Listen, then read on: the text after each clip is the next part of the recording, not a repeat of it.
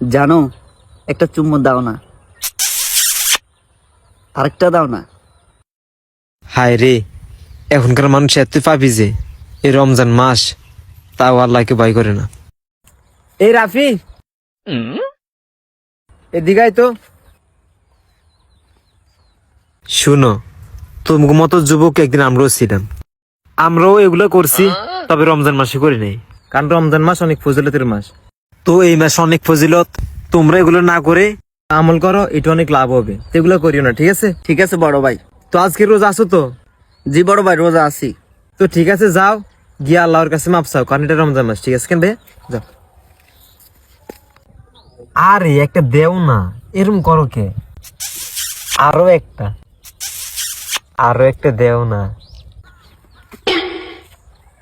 আর বড় ভাই আপনি